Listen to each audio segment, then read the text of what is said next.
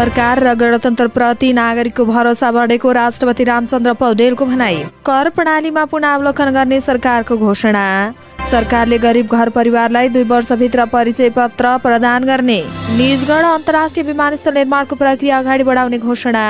बर्खामा मासिक 50 र हिउँदमा 30 युनिटसम्म खपत गर्नेलाई बिजुली निशुल्क दिने। जग्गाको कारोबार मूल्य नियन्त्रण गर्ने सरकारको घोषणा। वायु सेवा निगमको पुनर्संरचना गरिने। रासायनिक मल कारखाना खोल्न बहुवर्षीय योजना बनाइने राष्ट्रपतिको भनाई। उच्च मूल्यवृद्धि नियन्त्रण गर्ने घोषणा। नेपाल भ्रमण दशक घोषणा। सन् 2025 भ्रमण वर्ष। काठमाडौँ महानगरले ल्यायो आइडिया बैंक कार्यक्रम। आजैबाट आवेदन दिन सकिने। आँखाले हेरेको भरमा रोग निको हुने भ्रम सृजना गर्नेलाई कारबाहीको माग।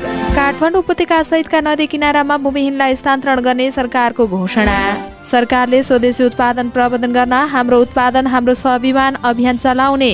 बुद्धि तामाङ अभिनीत वेलकम टु हेम्जाकोटको टेलरमा बेरोजगारीको कथा प्रस्तुत। चीन जापानलाई पछाडि पार्दै विश्वमा सबैभन्दा धेरै कार निर्यात गर्ने देश बन्यो। प्रधानमन्त्री प्रचण्डको संसदमा दिएको जवाबप्रति एमालेको आपत्ति। मधेसमा जसपा सरकारलाई निरन्तरता दिने गठबन्धनमा सहमति। 3वटा कसुरमा 28.5 वर्ष कैद सजाय माग दाबीको राय बुझाउँदै नेपाल प्रहरी। नक्कली भुटानी शरणार्थी प्रकरणमा खुट्टा नकमाइकन दृढतापूर्वक अगाडि बढ्न सरकारलाई माओवादीको आग्रह। टीआरसी विधेयकमा सहमति जुटाउन 11 सदस्यीय उपसमिति गठन। विपद जोखिम व्यवस्थापनमा 3वटै तहको सरकार उदासीन। सरकारले जथाभावी स्वास्थ्य उपकरण खरिद गर्ने अस्पतालहरूलाई स्पष्टीकरण सोध्ने। पोलियो विरुद्धको खोप लगाउने तालिका परिवर्तन। गणतन्त्र दिवस 2080 मूल समारोह समितिको बैठक बस्यो। 6औं Nepal America trade and investment framework agreement बैठक सुरु। मुगलिन पोखरा सडक खण्डको पूर्वी खण्डमा परीक्षण कालोपत्रे जारी। मुद्दा लैजाने दिन नजिकै गर्दा पक्राउ पर्दैछन् नक्कली भुटानी शरणार्थी प्रकरणमा आरोपी। 2 जनाको बयान लिन बाँकी, अझै केही फरार। काफल बेचेर घर खर्च जोह गर्दै डोटीका महिला। राष्ट्रिय बाल चलचित्र महोत्सवका लागि चलचित्र आह्वान। काउली गीतलाई करोड पटक हेरिएपछि हरिवंशले जनाए आभार। र मेक्सिकोमा अपहरणमा परेका 40 आप्रवासी सहित 42 जनाको उद्धार। नमस्कार, यहाँलाई हार्दिक स्वागत छ। आज मिति 2080 साल जेठ महिनाको 6 गते, आज शनिबार मे 20 तारिक। आज पनि हामी उपस्थित भइसकेका छौँ देशभरका के भए सम्पूर्ण जानकारी लिएर। हाम्रो भिडियोलाई अन्तिमसम्म हेर्नुहोला अनि कस्तो लाग्छ त्यस्तै सल्लाह सुझाव अनि प्रतिक्रिया तल कमेन्ट बक्समा कमेन्ट गर्न सक्नुहुनेछ। अब समाचार विस्तारमा। राष्ट्रपति रामचन्द्र पौडेलले सरकार र गणतन्त्रप्रतिको नागरिकको भरोसा बढेको बताउनु भएको छ। शुक्रबार संघीय संसदमा सरकारको आउँदो आर्थिक वर्ष 2080-81 को नीति तथा कार्यक्रम प्रस्तुत गर्दै राष्ट्रपति पौडेलले सरकार र गणतन्त्रप्रति नागरिकको भरोसा बढेको बताउनु भएको हो। उहाँले भन्नुभयो, राज्य र गणतन्त्रप्रति नागरिकको भरोसा बढेको छ। सुशासनमा कुनै सम्झौता हुने छैन। संविधानको कार्यान्वयनको आभास उत्साहजनक भएको छन्। राष्ट्रपति पौडेलले सुशासनमा कुनै पनि सम्झौता नहुने बताउनु भयो। संविधान कार्यान्वयनको अभ्यास उत्साहजनक रूपमा रहेको पनि उहाँको भनाइ छ। सरकारले आगामी आर्थिक वर्षमा कर प्रणालीमा पुनरावलोकन गर्ने भएको छ। शुक्रबार राष्ट्रपति रामचन्द्र पौडेलले संघीय संसदको संयुक्त बैठकमा सरकारका नीति तथा कार्यक्रम प्रस्तुत गर्दै उहाँले यस्तो बताउनु भएको हो। उहाँले राजस्व प्रशासनलाई थप सुदृढ र चुस्त बनाइने पनि बताउनु भयो। राष्ट्रपति पौडेलले विद्यमान कर प्रणालीलाई पुनरावलोकन गर्नुपर्ने बताउनु भयो। राष्ट्रपति पौडेलले राजस्व चुहावट, न्यूनीकरण, बजारीकरण, हुन्डी, अवैध कारोबारका लागि लगानी तथा राष्ट्रिय पुँजी पलायनमा कडाई गर्ने बताउनु भयो। उहाँले राजस्वको दायरा विस्तार गर्ने र सबै प्रकारको आर्थिक क्रियाकलापलाई औपचारिक प्रणालीमा आबद्ध गर्ने घोषणा गर्नुभयो। सरकारले गरिब घर परिवार पहिचान र गरिब परिचय पत्र वितरण 2 वर्षभित्र सम्पन्न गर्ने भएको छ। सरकारले आगामी आर्थिक वर्षको नीति तथा कार्यक्रम मार्फत यस्तो घोषणा गरेको हो। राष्ट्रपति रामचन्द्र पौडेलले सरकारको नीति तथा कार्यक्रम वाचन गर्दै गरिब घर परिवार पहिचान र परिचय पत्र वितरण 2 वर्षभित्र सम्पन्न गर्ने बताउनु भएको छ। उहाँले गरिब घर परिवारलाई राष्ट्रिय परिचय पत्रमा आबद्ध गर्दै सामाजिक सुरक्षा कार्डमा रूपान्तरण गर्ने सरकारको कार्यक्रममा समेटिएको बताउनु भयो। सरकारले बाराको निजगढ अन्तर्राष्ट्रिय विमानस्थल निर्माणको प्रक्रिया अगाडि बढाउने घोषणा गरेको छ। आगामी आर्थिक वर्ष 80-81 को नीति तथा कार्यक्रम मार्फत सरकारले यस्तो घोषणा गरेको हो। यो विमानस्थल निर्माणको प्रक्रिया अझै अन्यलमा रहेको बेलामा सरकारले यस्तो घोषणा गरेको हो। राष्ट्रपति रामचन्द्र पौडेलले प्रादेशिक विमानस्थलको अध्ययन गरी निर्माण कार्य अगाडि बढाउने समेत बताउनुभयो। हवाई सेवालाई सुरक्षित बनाउन सुरक्षा मापदण्ड कडाइका साथ लागू गर्ने उहाँको भनाइरहेको छ। आन्तरिक तथा अन्तर्राष्ट्रिय विमानस्थलका टर्मिनल भवनको स्तरोन्नति गर्ने समेत उहाँको भनाइ छ। निर्माण सम्पन्न भएका विमानस्थललाई पूर्ण क्षमताको उपयोगमा ल्याउने पनि उहाँको भनाइ छ। सरकारले ऊर्जामा सबैको पहुँच सुनिश्चित गर्ने घोषणा गरेको छ। शुक्रबार सरकारको नीति तथा कार्यक्रम प्रस्तुत गर्दै राष्ट्रपति रामचन्द्र पौडेलले यस्तो बताउनु भएको हो। उहाँले सरकारले 2 वर्षभित्र सबै घरमा बिजुली पुर्याउने बताउनु भएको छ। विपन्न वर्गका परिवारलाई निःशुल्क बिजुली उपलब्ध गराउने सरकारको घोषणा छ। यस्तै सरकारले बर्खायाममा मासिक 50 युनिट र हिउँदामा 30 युनिटसम्म बिजुली खपत गर्ने उपभोक्तालाई निःशुल्क बिजुली उपलब्ध गराउने बताउनु भएको छ। सरकारले खाना पकाउने ग्यासलाई क्रमशः बिजुलीबाट प्रतिस्थापन गर्ने घोषणा पनि गरेको छ। यस्तै सरकारले आउँदो आर्थिक वर्षको बजेटमा उच्च ब्याज दर र तरलता सङ्कुचनलाई सम्बोधन गर्ने बताएको छ। संघीय संसदको संयुक्त बैठकमा आर्थिक वर्षको नीति कार्यक्रम प्रस्तुत गर्दै राष्ट्रपतिले उक्त कुरा बताउनु भएको हो। उहाँले अर्थतन्त्रको समग्र मागको राहत, तरलता सङ्कुचन, उच्च ब्याज दर, मूल्यवृद्धि, न्यून पुँजीगत खर्च घटाउने, राजस्व परिचालन र बाह्य क्षेत्रको चापलाई सम्बोधन गर्ने बताउनु भएको छ। आगामी वर्षदेखि सरकारले जग्गाको कारोबारलाई पनि मूल्य नियन्त्रण गर्ने नीति लिएको छ। राष्ट्रपति रामचन्द्र पौडेलले नीति तथा कार्यक्रम प्रस्तुत गर्दै आगामी वर्षबाट जग्गाको कारोबारलाई पारदर्शी र व्यवस्थित बनाउने घोषणा गर्नुभएको हो। जग्गाको कारोबारलाई थप व्यवस्थित र पारदर्शी बनाउने तथा लिजमा उपलब्ध गराइएका जग्गाको प्रयोग उद्देश्य अनुसार प्रयोग भए नभएको समेत अनुगमन गर्ने उहाँको भनाइरहेको छ। यस्तै सरकारले सामुदायिक वन जङ्गलमा वन्यजन्तु पशु पक्षी पालनको अनुमति दिने नीति लिएको छ। आर्थिक वर्षको नीति कार्यक्रम प्रस्तुत गर्दै राष्ट्रपति पौडेलले उक्त कुरा बताउनु भएको हो। यस वर्षदेखि आवश्यक कार्यविधि बनाएर परीक्षणका रूपमा हरिण, मृग र काली जस्ता वन्यजन्तु र पक्षीको नियन्त्रण रूपमा परीक्षण र व्यावसायिक पालना सुरु गर्ने पनि जनाइएको छ। यस्तै सरकारले संघीय शिक्षा ऐन संशोधन यसै अधिवेशनबाट ल्याउने जनाएको छ। संहिताको 8 वर्षभन्दा बढी समय भइसक्दा पनि संघीय शिक्षा ऐन आउन सकेको थिएन। सरकारले संसदको यसै अधिवेशनबाट ऐन ल्याउने जनाएको हो। त्यसका लागि ऐन मस्यौदामाथि छलफल तथा सरकारवाला निकायको धारणा समेत राख्ने काम गर्दै आएको छ। सरकारले नेपाल वायु सेवा निगमको पुनर्संरचना गर्ने भएको छ। आगामी आर्थिक वर्ष 80-81 को नीति तथा कार्यक्रममा संघीय संसदको संयुक्त बैठकमा प्रस्तुत गर्दै राष्ट्रपति रामचन्द्र पौडेलले नेपाल वायु सेवा निगमको पुनर्संरचना गर्ने बताउनु भएको हो। उहाँले आन्तरिक तथा अन्तर्राष्ट्रिय विमानस्थल एवं टर्मिनल भवनको स्तरोन्नति गर्ने पनि बताउनुभयो। हवाई सम्बन्धी मापदण्ड कडाइको साथ पालना गर्ने बताउँदै पौडेलले नयाँ मुलुकहरूसँग हवाई सम्झौता गरी बजार विस्तार गर्ने घोषणा गर्नुभयो। सरकारले प्रत्येक पालिकामा एक शीत भण्डार बनाउने योजना अगाडि सारेको छ। राष्ट्रपति रामचन्द्र पौडेलले संघीय संसदमा आर्थिक वर्ष 80-81 को नीति कार्यक्रम प्रस्तुत गर्दै एक ओडा विशेष एक उत्पादनमा जोड दिने बताउनु भएको हो। एक पालिका एक उत्पादन क्षेत्र नीति मार्फत आत्मनिर्भर स्थानीय अर्थतन्त्र बढाउन जोड दिनेछ। उपयोगमा नआएका बाँझो जमिन, कृषि खेती प्रबन्धन गर्न युवा लक्षित सहकारी तथा सामुदायिक खेती प्रणालीलाई प्रोत्साहन गर्नेछ। कृषि उत्पादन उत्पादकत्व वृद्धि गर्न चक्लाबन्दीलाई प्रोत्साहन गर्नेछ। उहाँले भन्नुभयो। उहाँले नदी उकास जमिनलाई भूमिहीन विपन्नलाई लक्षित गरी स्थानीय तहको समन्वयमा जग्गा बिउ तथा कृषि प्रसार सेवा उपलब्ध गराइने बताउनु भएको छ। यस्ता जग्गामा तरकारी तथा फलफुल उत्पादन गर्ने सरकारको नीति रहेको छ। सरकारले रासायनिक मल समयमा उपलब्ध गराउने पनि जनाइएको छ। यस्तै रासायनिक मल उत्पादन गर्ने कारखाना खोल्नु वर्षीय योजना तयार गर्ने लक्ष्य पनि लिएको छ। सरकारले विश्व आर्थिक मन्दीको मारमा परेका बेलामा बढेको मूल्य वृद्धि नियन्त्रणको लागि सीमा राख्ने भएको छ। शुक्रबार संघीय संसदको बैठकमा आर्थिक वर्षको सरकारको नीति कार्यक्रम प्रस्तुत गर्दै राष्ट्रपति रामचन्द्र पौडेलले बढ्दो महँगी नियन्त्रण गर्ने बताउनु भएको छ। कोरोना महामारी र रुस युक्रेन युद्धका कारण अर्थतन्त्रमा सृजित मूल्य वृद्धि सरकारले नियन्त्रणमा लिनेछ। सरकारको नीति तथा कार्यक्रममा उक्त कुरा उल्लेख गरिएको हो। सरकारले 2080 सालको यो दशकलाई नेपाल भ्रमण दशक घोषणा गरेको छ। आगामी आर्थिक वर्षको नीति कार्यक्रम प्रस्तुत गर्दै रामचन्द्र पौडेलले यस्तो घोषणा गर्नुभएको हो। सरकारले सन् 2025लाई विशेष पर्यटन वर्षको रूपमा समेत घोषणा गरेको छ। सरकारले पर्यटन प्रबन्धन गर्न अन्तर्राष्ट्रिय स्तरका चर्चित व्यक्तिलाई समेत बोलाउने बताएको छ। अन्तर्राष्ट्रिय स्तरमा नेपालको प्रचार गर्नका लागि विदेशी नागरिकलाई सगरमाथा विशेष सम्मान प्रदान गर्ने घोषणा समेत सरकारले गरेको छ। यस्तै सरकारले प्रत्येक गाउँपालिकामा एउटा स्मार्ट विद्यालय बनाउने भएको छ। राष्ट्रपति रामचन्द्र पौडेलले शुक्रबार संघीय संसदको संयुक्त बैठकमा पेश गरेको आगामी आर्थिक वर्ष 80-81 को नीति तथा कार्यक्रममा प्रत्येक स्थानीय तहमा प्रविधिको रूपमा प्रयोग गरेर नै पठन पाठन गराउने गरी स्मार्ट विद्यालय स्थापना गर्ने घोषणा गरिएको छ। नीति तथा कार्यक्रमको उच्च शिक्षामा देखिएको समस्या समाधान गर्न एक उच्च स्तरीय शिक्षा आयोग गठन गर्ने उल्लेख छ। नवप्रवर्तन आविष्कार र विज्ञान शिक्षाको विस्तार गर्नका लागि प्रवर्तन र आविष्कार कोष स्थापना गर्ने घोषणा पनि नीति तथा कार्यक्रममा राखिएको छ। प्रविधि अभियन्ता महावीर पूर्णले माग गरे अनुसार नै सरकारले कोष स्थापना गर्ने घोषणा गरेको हो। संसदको चालु अधिवेशनमा कोष सञ्चालनको विषयमा पेश गर्ने नीति तथा कार्यक्रममा उल्लेख छ।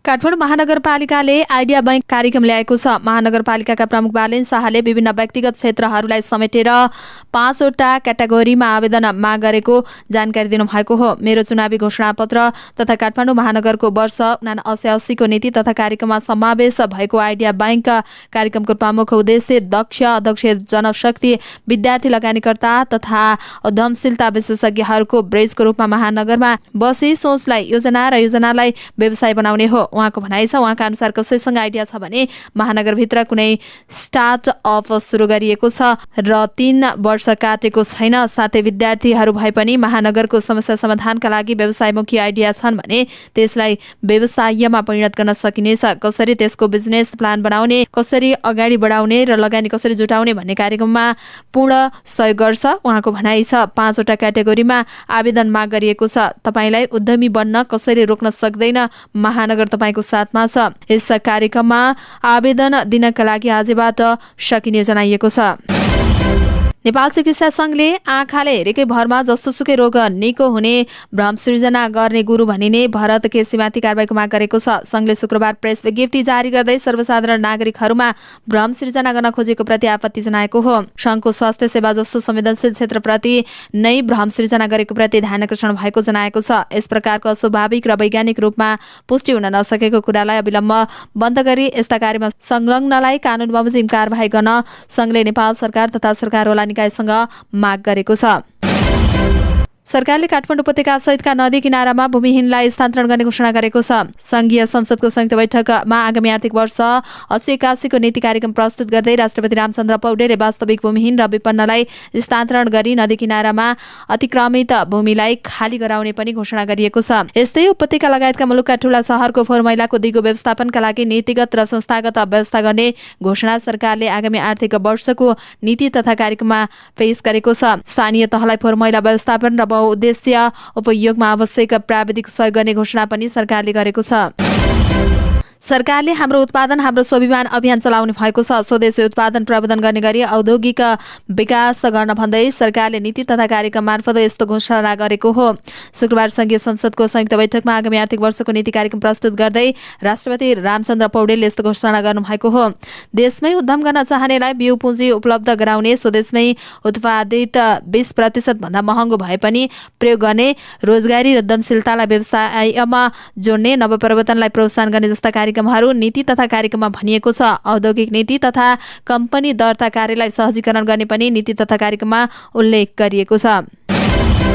जेठ 26 गतेदेखि प्रदर्शनको तयारीमा रहेको social comedy film welcome to हेम्जाकोटको ट्रेलर सार्वजनिक भएको छ। बुद्धि तामाङ र विनोद नेउपानेको शीर्ष भूमिकामा रहेको फिल्मले बेरोजगारीले निम्ताउने समस्या र अन्तर्जातीय प्रेमको कथावस्तु पेश गर्दछ। सरोज पौडेल निर्देशित फिल्मले युवालाई आदर्शवान बन्न नैतिक शिक्षा पनि दिएको छ। कमेडी रुचाउने दर्शकलाई फिल्म दर्शनीय हुन सक्छ। फिल्ममा लक्ष्मी नाति मसिना, रश्मि भट्ट, अस्मिता पन्त, शारदा गिरी, बलदेव राई, प्रवील कँडेल, जैनन्द लामाको समेत अभिनय रहेको छ। क्लोजअप सिने प्रोडक्सनको ब्यानरमा निर्माण भएको यो फिल्मले नेपाल सांस्कृतिक अन्तर्राष्ट्रिय फिल्म फेस्टिभलमा सर्वोत्कृष्ट फिल्मको अवार्ड पनि जितेको छ। तेज प्रसाद दाहाल, जितेन्द्र गिरी, बाबुराम कार्की र सुमन खड्काले फिल्मको निर्माण गरेका हुन्। मिलन श्रेष्ठ एकजना मित्र डी गुरुङको सम्पादन रहेको फिल्मलाई दीर्घ गुरुङले खिचेका हुन्। चीन जापानलाई पछाडि पार्दै विश्वकै सबैभन्दा बढी बढी कार निर्यातकर्ता बनेको छ। सन् 2023 को पहिलो 3 महिनामा जापानलाई उछिन्दै चीन विश्वकै धेरै कार निर्यात गर्ने देश बनेको हो। चीनले सार्वजनिक गरेको तथ्याङ्क अनुसार पहिलो 3 महिनामा चीनबाट 10,07,000 कार निर्यात भएको बीबीसीले जनाएको छ। यो सन् 2022 को पहिलो 3 महिनाको तुलनामा 58% भन्दा धेरै हो। जापानले सन् 2023 को पहिलो 3 महिनामा 9,54,985 कार निर्यात गरेको छ। यो संख्या गएको वर्षको तुलनामा 6% बढी हो। विद्युतीय कारको लोकप्रियताप्रति र रूसमा कारको माग बढेको कारण पनि चिनिया निर्यात बढेको बीबीसीले खबरमा उल्लेख गरेको छ। चीनमा गएको वर्ष जर्मनीलाई पछाडि पार्दै कार निर्यातमा विश्वको दोस्रो स्थानमा चीन आएको थियो। विश्वभर विद्युतीय कारको माग बढेको कारण चीनलाई फाइदा भएको हो। प्रमुख प्रतिपक्षी दल नेकपा एमाले तत्कालीन माओवादी लडाकु शिविरमा भएको भ्रष्टाचार बारेमा प्रधानमन्त्री पुष्पकमल दाहाल प्रचण्डले संसदमा दिएको जवाबप्रति आपत्ति जनाएको छ। शुक्रबार राष्ट्रिय सभा बैठकमा विशेष समय लिएर बोल्दै सांसद रामचन्द्र राईले आपत्ति जनाउनु भएको हो। सांसद राईले लडाकु शिविरमा भएको भ्रष्टाचार बारेमा बिहिबार प्रतिनिधि सभामा सोधिएको प्रश्नको उही जवाब प्रधानमन्त्री दाहालले नदिएको भन्दै असन्तुष्ट व्यक्त गर्नुभयो। प्रधानमन्त्री प्रचण्डले महालेखा परीक्षणको कार्यालय ठिक छ भन्नेको विषयलाई यहाँ प्रश्नमा उठाउन हुँदैन उहाँले भन्नुभयो। जवाफ दिएको उल्लेख गर्दै उहाँले यसले मुलुकको सुशासनमा टेवा नपुर्याएको बताउनुभयो। सांसद राईले नेपाली जनतामा आशाको सञ्चार जगाउने गरी अभिव्यक्ति दिन र सही अनुसारको काम गर्न प्रधानमन्त्री दाहाललाई सचेत गराउनुभयो। सांसद राईले नेपाली जनताले सुशासन र समृद्धि चाहेकाले पनि सरकारले सही अनुसार काम गर्नुपर्ने स्पष्ट पार्नुभयो। सत्ता गठबन्धन दलबीच मध्य प्रदेशमा आलो पालोको सहमति अनुसार नै अहिलेकै पहिलो चरणमा जसपा नेतृत्वको सरकारलाई निरन्तरता दिने सहमति भएको छ। प्रधानमन्त्री निवास बालुवाटारमा बसेको गठबन्धनको बैठकमा दलबीच यस्तो सहमति भएको गठबन्धन दलका नेताको भनाइ छ। हाल मध्य प्रदेश सरकारको नेतृत्व जसपाले गरेको छ, तर केन्द्रीय सत्ता गठबन्धनमा फेरबदल आएसँगै काङ्ग्रेस आलो पालो अन्तर्गत पहिलो चरण अन्तर्गत आफ्नो दल सरकारको नेतृत्व गर्न पाउने अडान लिँदै आएको छ। काङ्ग्रेसको यो अडानका कारण मध्य प्रदेश सरकार पुनर्गठन हुन सकेको छैन। यो विवाद मिलाउन प्रधानमन्त्री निवासमा केही दिन अगाडिबाट नै नियमित बैठक बस्दै आएको छ। शुक्रबारको बैठकले मधेसमा आलो पालो सरकारको नेतृत्व गर्ने र पहिलो चरणमा जसपा नेतृत्वकै सरकारलाई निरन्तरता दिन माओवादी केन्द्रका केन्द्रीय सदस्य एवं मध्य प्रदेश माओवादी संसदीय दलका नेता भरत शाहले सहमति भएको बताउनुभयो।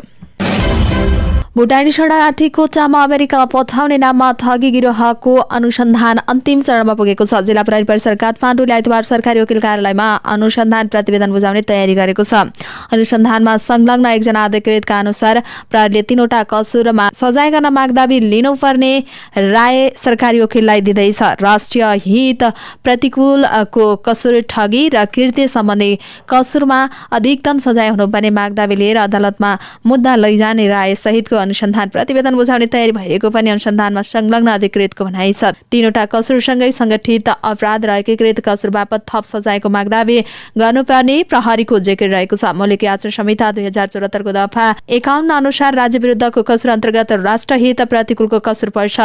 राष्ट्रहितको प्रतिकूलको कसुरमा 5 वर्षसम्म कैद र 50,000 सम्म जरिवाना हुने व्यवस्था रहेको छ। मौलिक अपराध संहिता 2074 को दफा 249 अनुसार ठगी मुद्दामा 7 वर्षसम्म कैद र 70,000 सम्म जरिवाना हुने व्यवस्था रहेको छ। प्रहरीले आरोपीलाई कृत्य मुद्दामा पनि सजाय मागदावी लिन सरकारी वकिललाई राय प्रतिवेदन बुझाउने तयारी गरेको छ। संगठनित गिरोहीले भुटानी शरणार्थीको कोटामा अमेरिका जान खोज्ने पीडितहरूलाई दिएको नक्कली शरणार्थी परिचय पत्र प्रहरीले बरामद गरेको छ। सरकारी छाप दरखास्त कृत्य मुद्दामा 7 वर्षसम्म कैद र 70,000 सम्म जरिवाना हुने व्यवस्था रहेको छ। 3वटा कसुरसँगै प्रहरीले संगठनिक अपराध र एकीकृत कसुर बापत थप सजाय हुन मागदावी लिनुपर्ने राय दिने तयारी गरेको छ। सत्तारूढ माओवादी केन्द्रका सांसद जगप्रसाद शर्माले नक्कली भुटानी शरणार्थी प्रकरणमा खुट्टा नकमाइकन दृढताका साथ अगाडि बढ्न सरकारलाई आग्रह गर्नुभएको छ। शुक्रबार राष्ट्रिय सभा बैठकमा विशेष समय लिएर बोल्दै उहाँले सो प्रकरणमा सरकारले उठाएको कदम स्वागत योग्य रहेको उल्लेख गर्दै यसलाई दृढतापूर्वक अगाडि बढ्नुपर्ने बताउनु भएको हो। सांसद शर्माले देशका निमित्त राष्ट्रका निमित्त सरकारले जोड दिएर काम गर्नुपर्ने पनि बताउनुभयो। उहाँले मुलुकको सुशासनका लागि पुँजीगत खर्च समयमै हुने गरी आवश्यक कानून बनाउन पनि सरकारको गम्भीर ध्यानकर्षण गराउनु भएको हो। साधारण खर्च हुने तर पुँजीगत खर्च 50% पनि नहुने कुराले मुलुकको सुशासन र समृद्ध हुन नसकेको शर्माको भनाइ छ। उहाँले निर्वाचन प्रणालीले सबै राजनीतिक दलहरूमा विकृति र विसङ्गति भित्राएको उल्लेख गर्दै त्यसलाई सम्बोधन गरेर अगाडि बढ्न पनि सबैजना राजनीतिक दलहरूलाई आग्रह गर्नुभयो। बेपत्ता पारिएका व्यक्तिको छानबिन सत्य निरूपण तथा मेलमिलाप आयोग ऐन 2071लाई संशोधन गर्न बनेको विधेयकमाथि सहमति जुटाउन संसदीय समितिले 11 सदस्यीय उपसमिति गठन गरेको छ। प्रतिनिधि सभा अन्तर्गत रहेको कानून न्याय तथा मानव अधिकार समितिको शुक्रबार बसेको बैठकले विधेयकमा रहेका प्रावधानमाथि सहमति खोज्न संसदमा प्रतिनिधित्व गर्ने सबै दलका सदस्यहरूको प्रतिनिधित्व गर्ने गरी उपसमिति गठन गरेको हो। 11 सदस्यीय उपसमितिमा कांग्रेसबाट रमेश लेखक, जीवन परियार, सुशील थिङ तथा एमालेबाट सुभाष चन्द्र नेमाङ, महेश बर्तौला रहेका छन्। यस्तै माओवादीबाट पूर्णबहादुर घरती, राष्ट्रिय स्वतन्त्र पार्टीबाट सन्तोष परियार, राप्रपाबाट ध्रुवबहादुर प्रधान, जसपाबाट रञ्जन कुमारी झा, जनमतबाट गोमालाभ सापकोटा र एकीकृत समाजवादीबाट शेरबहादुर कुँवर सदस्य बनेका छन्। समितिका सत्ता पक्षका 7 र विपक्षीका 4 जना सदस्य छन्। उपसमितिलाई प्रतिवेदन बुझाउन 3 साताको समय दिएको छ। अब यो विधेयकमाथि उपसमितिमा छलफल हुनेछ भने विषय विज्ञसँग पनि छलफल हुनेछ। विधेयकमाथि भएको छलफलमा संसदले विधेयक छिटो पारित गर्नुपर्नेमा जोड दिएका छन्। सांसद प्रतीक्षा तिवारीले विधेयकको विषयलाई राजनीतिक पूर्वाग्रहका आधारमा विवादित नबनाइकन अगाडि बढ्नुपर्नेमा जोड दिनुभयो। उहाँले यसबारेमा उपसमितिलाई मात्र नभएर पूर्ण बैठकमा पनि छलफल गर्नुपर्नेमा जोड दिनुभएको छ। सरकारवालाहरूले सरकारले विपद जोखिम व्यवस्थापनलाई प्रमुख प्राथमिकतामा राख्न नसकेको आरोप लगाएका छन्। विपद जोखिम न्यूनीकरणमा काम गर्दै आएका सरकारवालाहरूले बाढी, पहिरो, डुबान, भूकम्प जस्ता विपदको उच्च जोखिममा रहेको भन्दै आवश्यक पूर्व तयारीमा ध्यान दिन सुझाएको भए पनि तीनवटै तहको सरकारले नजरअन्दाज गर्दै आएको आरोप लगाएका हुन्। उनीहरूले संघ, प्रदेश र स्थानीय सरकारले विपद व्यवस्थापन कोषको पैसालाई रकमान्तर गरी अन्य शीर्षकमा खर्च गर्ने गरेको आरोप पनि लगाएका छन्। लामो समयदेखि सुदूरपश्चिममा विपद जोखिम न्यूनीकरण तथा व्यवस्थापनमा काम गर्दै आएका राष्ट्रिय वातावरण तथा समविकास समाज नेपाल निर्स नेपालका कार्यकारी निर्देशक भवनराज रेग्मीले सरकारले विपद जोखिम व्यवस्थापनलाई प्राथमिकतामा नै नराखेको गुनासो गर्नुभयो। उहाँले विपद पूर्व तयारीका लागि सरकारको ध्यान नजाँदा बाढी र डुबानका कारण वर्षैपछि विस्थापित हुनेको संख्या बढ्दै गएको बताउनुभयो। उहाँले भन्नुभयो तिनै तहको सरकार अहिलेसम्म विपद हुँदा उद्धार र राहतको वितरण गर्नुपर्छ भन्नेतिर मात्रै लागेको छ। विपदको पूर्व तयारी गर्नुपर्छ, नत्र भौतिक सम्पत्तिमा क्षति पुग्छ र आर्थिक रूपमा पनि पछाडि पर्छौं भन्ने विषयलाई महत्त्व दिएको छैन। विपद जोखिम न्यूनीकरण गर्नका लागि 3 तहको सरकार सक्षम छैन। उहाँहरू विपद व्यवस्थापनको पूर्व तयारीको क्यालेन्डरको बैठक समेत बस्नुहुन्न। जस्तै हावाहुरी, आगलागीको सम्भावना भएको फागुन महिना हो, अब हावाहुरी आउँछ, जनतालाई सचेत गराउन के गर्नुपर्छ भन्नका लागि समेत बैठक बस्नुहुन्न। बाढीको पूर्व तयारीका लागि जेठमा बैठक बस्नुपर्ने हो, बस्नुहुन्न। संघीय सरकारले राहत तथा उद्धारको काममा कुरा मात्रै गर्छ, प्रदेश सरकार भने भर्खर खुट्टा टेक्दैछ, उहाँको भनाइ छ।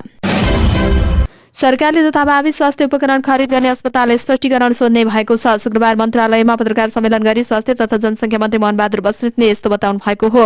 उहाँले स्थान र जनशक्ति नभएर पनि उपकरण खरिद गरेका अस्पताललाई स्पष्टीकरण सोध्ने स्पष्ट पार्नु भएको हो। उहाँले 2 वर्षसम्म पनि प्रयोग नभएका वा हुन नसकेका सामानहरू स्वास्थ्य सेवा विभागले फिर्ता लिए आवश्यकता अनुसार अरू अस्पतालहरूमा मन्त्रालयको सहमतिमा हस्तान्तरण गर्ने पनि उल्लेख गर्नुभयो। उहाँले कतिपय अस्पतालले जवाबदेही रूपमा स्वास्थ्य उपकरणहरू खरिद गरेको पाइएको भन्दै अब खरिद गर्दा न्यूनतम सेवा मापदण्डले औलाइ अनुसारको उपकरणहरू मन्त्रालयको समन्वयमा खरिद गर्ने व्यवस्था गर्नुपर्ने र त्यसलाई लागू गर्ने बताउनु भएको छ।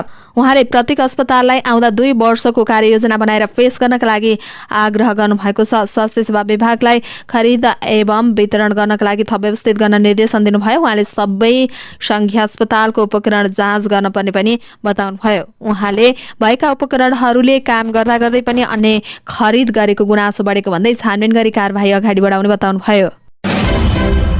पोलियो विरुद्धको खोप FIPV-को नियन्त्रणमा नियमित मात्रा लगाउने तालिका परिवर्तन भएको छ। स्वास्थ्य तथा जनसङ्ख्या मन्त्रालयले सूचना मार्फत पोलियो विरुद्धको खोप लगाउने तालिका परिवर्तन भएको जानकारी दिएको हो।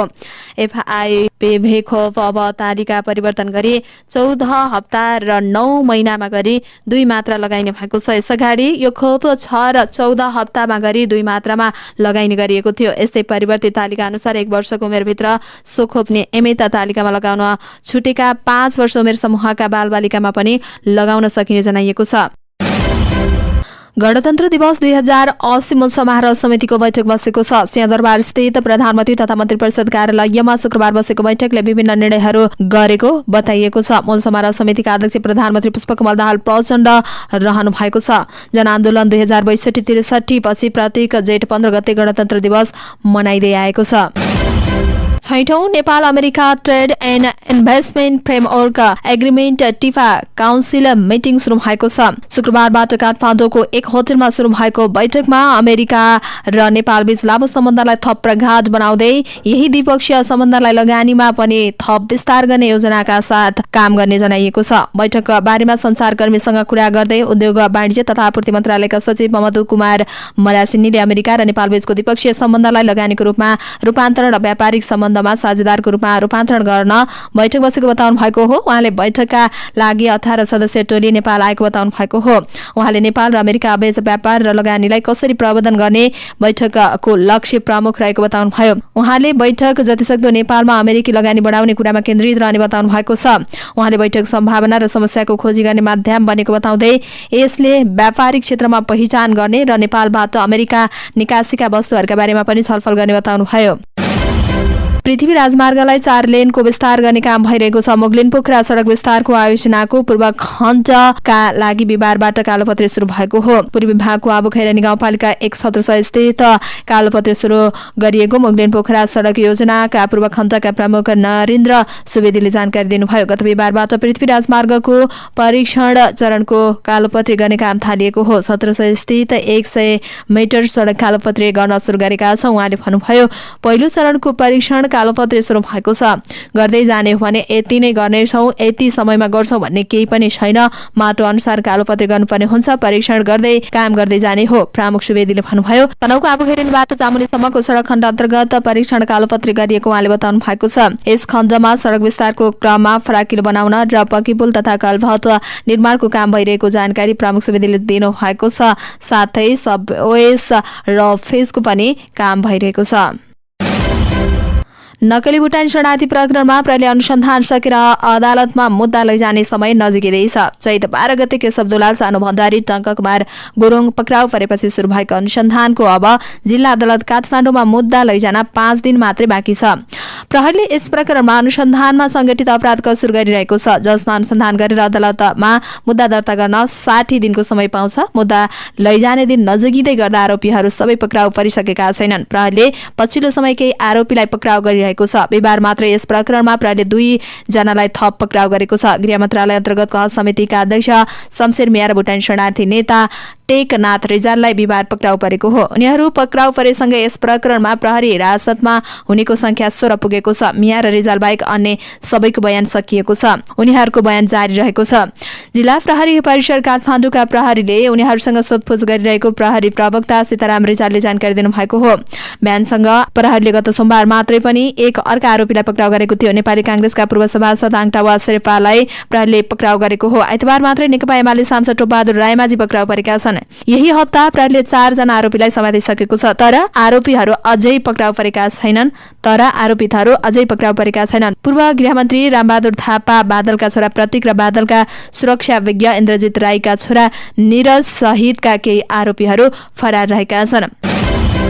डोटीको ग्रामीण क्षेत्र र राजमार्ग आसपासमा बस्ने न्यून आय स्रोत भएका परिवारका लागि काफल अहिले आमदानीको स्रोत बनेको छ। विशेषतः विपन्न परिवारका महिलाहरूले यो समयमा पाक्ने काफललाई बेचेर खर्चको जोहो गर्ने गरेका छन्। भीमदत्त राजमार्गदेखि पहल मानसिंह सुवारा राजमार्ग आसपासमा अहिले जंगली फल काफल बेच्नेको ताती नै लाग्ने गरेको छ। उनीहरूले काफल बेचेर दैनिक 500 रुपियाँदेखि 4000 रुपियाँसम्म आमदानी गर्ने गरेका छन्। बजार तथा राजमार्गमा काफल बेचेर राम्रै आमदानी गर्ने गरेको जोराइल गाउँपालिका 1 गौराकी भगवती साउदले बताउनुभयो। दिनभरि टिपेको काफल भोलिपल्ट बिहानै पिपलारा, सिलगढी, दिपाल लगायतका बजारमा लगेर बेच्ने गरेको उहाँको भनाइरहेको छ। चलचित्र विकास बोर्डले आगामी असार 1, 2 र 3 गते ताङ जिल्लाको घोराईमा आयोजना गर्न लागेको प्रथम राष्ट्रिय बाल चलचित्र महोत्सवका लागि चलचित्र आह्वान गरेको छ। बोर्डले एक सूचना जारी गर्दै बालबालिकासँग सम्बन्धित शिक्षामूलक तथा सन्देशमूलक चलचित्रहरूको प्रदर्शनी गराउने कार्यक्रमको लागि केही शर्तहरूसहित चलचित्र माग गरेको हो। महोत्सवमा सहभागी हुन जेठ 15 गते भित्र चलचित्रले विकास बोर्डमा निवेदन दिनुपर्ने बोर्डका प्रवक्ता KL बुढाथोकीले बताउनुभयो। उहाँले निवेदनका साथ जाँच प्रमाणपत्रको प्रतिलिपि पनि पेश गर्नुपर्ने बताउनु भएको छ। प्रतियोगिता वृत्तचित्र, कथानक वा लघु चलचित्रमा सहभागिता जनाउन सक्नेछन्। छनौटमा परि प्रदर्शन भएका चलचित्रलाई प्रोत्साहन स्वरूप बोर्डको निर्णय अनुसार केही रकम उपलब्ध गराइने बताइएको छ। अभिनेता हरिवंश आचार्यको नयाँ गीत काउलीले युट्युबमा 1 करोडको आँकडा पार गरेको छ। 2 महिना अगाडि रिलिज भएको यो गीतलाई हरिवंश र शान्तिश्री परिवारले मिलेर गाएका हुन्। यो रोमान्टिक र डान्सिङ ट्र्याकमा हरिवंश सहित प्रियंका कार्की, प्रकाश सपुत र बालकृष्ण ओलीको अभिनय रहेको छ। काभ्रे स्थित हरिवंशको आफ्नै गाउँमा छायाङ्कन गरिएको यो गीतले कृषि प्रधान भूगोलको पात्र, मनोदशा र चाहनालाई रोमान्टिक शैलीमा प्रस्तुत गरेको छ। चेलीबेटी बेचबिखन विरुद्धको सन्देश यसले दिएको छ। गत वर्ष हिट फिल्म महापुरुष लगत्तै हरिवंशले यो गीतलाई बजारमा ल्याएका हुन्। काउलीले 1 करोड भन्दा बढी भ्यूज प्राप्त गरेसँगै हरिवंशले दर्शक, कलाकार र प्राविधिक प्रति आभार व्यक्त गरेका छन्। हरिवंशले गत वर्ष ल्याएको गीतहरू कर्कलोकको काउने, कोदोको रोटी भने पछिल्लो गीत जस्तो बढी भ्यूज प्राप्त गर्न सकेन। यसैबीच प्रकाश सपुतको पछिल्लो गीत सकम्बरीलाई 2 करोड 97 लाख पटक हेरिएको छ। सपुतको सकम्बरीले नै सबैभन्दा छिटो 1 करोड भ्यूज प्राप्त गर्ने नेपाली म्युजिक भिडियोको रेकर्ड राखेको थियो। मेक्सिकोमा बसमा यात्रा गर्ने क्रममा यसै हप्ता अपहरणमा परेका 40 आप्रवासी सहित 42 जनाको उद्धार गरिएको छ। उत्तर पूर्वी मेक्सिकोको एक राजमार्गमा यात्रा गरिरहेका 40 जना आप्रवासी र 2 जना चालक यसै हप्ता अपहरणमा परेका हुन्। दक्षिण मेक्सिकोबाट ग्वाटेमालाको सीमातर्फ लागेका त्यही समूहका अन्य 9 जनालाई भने अपहरणकै दिन उद्धार गरिएको एएफसीले जनाएको छ। राष्ट्रिय सुरक्षा गार्डका सदस्यहरूले मंगलबार र बुधबार बाँकी 33 जनालाई फेला पारेको राष्ट्रिय रक्षा मन्त्री लुइस क्रेसेन्सियो सान्डोभाले बताउनु भएको छ। उत्तर पूर्वी राज्य नुएभो लिओनका अधिकारीका अनुसार उद्धार गरिएका 9 जना भेनेजुला र होन्डुरसका 18 देखि 35 वर्ष उमेर समूहका नागरिक रहेको एएफपीले जनाएको छ। हवस् त दर्शक महानुभावहरू, आजका मुख्य समाचारहरू यति नै। हामीले प्रस्तुत गरेका विषयहरूप्रति तपाईँको धारणा के छ तल कमेन्ट बक्समा उल्लेख गर्नुहोला। साथै तपाईँलाई लागेका कुरा कुनै विषय उठाइदिए हुन्थ्यो जस्तो लाग्छ अथवा कुनै पनि विषयमा समाचार दिन छुटाएका छौँ हामीले भने तपाईँ हामीलाई हाम्रो फेसबुक पेजमा गएर मेसेज गर्न सक्नुहुनेछ अथवा तल कमेन्ट बक्समा कमेन्ट पनि गर्न सक्नुहुनेछ। तपाईँको कमेन्टले हामीलाई काम गर्नका लागि अझै ठुलो ऊर्जा दिनेछ। हाम्रो मेहनतको लागि एउटा सानो लाइक र कमेन्ट अवश्य गर्नुहोला। अनि च्यानललाई सब्स्क्राइब गर्नुभएको छैन भने सब्स्क्राइब, अल नोटिफिकेसन अन पनि गर्नुहोला। हामी पलपलको न्युज अपडेटका साथ फेरि आउने नै छौँ। त्यतिन्जेलसम्मको लागि तपाईँको हरेक पल शुभ रहोस्। नमस्कार।